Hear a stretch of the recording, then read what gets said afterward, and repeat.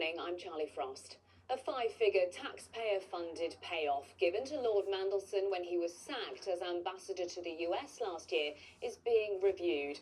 The Foreign Office says it's looking into the sum, reported to be as much as £55,000, in light of further information that's now been revealed. Lord Mandelson was dismissed in September over his relationship with paedophile Jeffrey Epstein. Well, Emma Volney joins me now. Emma, we haven't heard from Peter Mandelson, but there are calls for him to now give this money back, aren't there?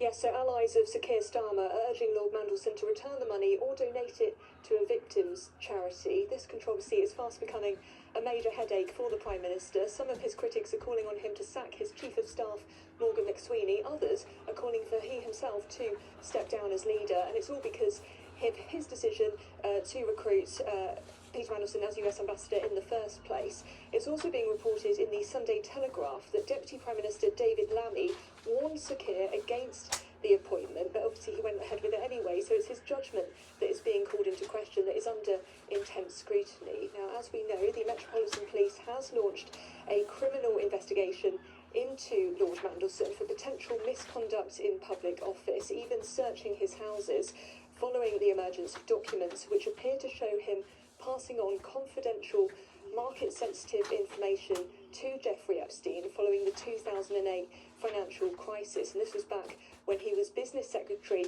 under Gordon Brown. Now, Lord Mandelson has previously said that he regrets maintaining an association with Epstein, but in terms of this five-figure payout, the Foreign Office is now starting a review. It says, in light of further information that has now been revealed, all of which is putting the Prime Minister under enormous pressure.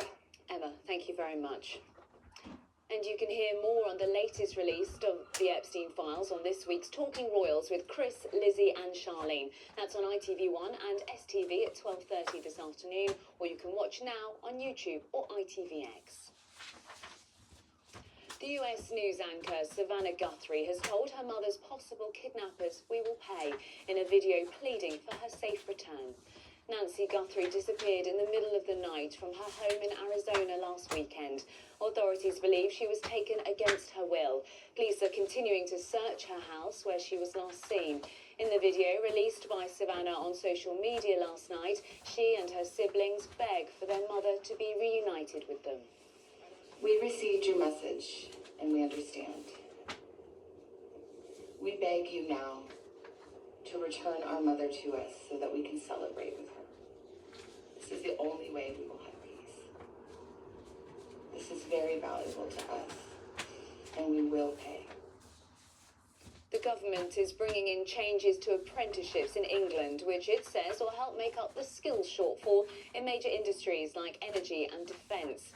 50,000 more apprenticeships will be created with more than £700 million worth of funding, with the duration of some courses being cut from 18 to 3 months. Ministers say thousands of young people will be fast-tracked into high-quality jobs. A second day of sport will get underway in Italy today as the Winter Olympics continues. But off the snow and ice, authorities in the host nation have called 3 suspected attacks on northern Italy's rail network an act of serious sabotage.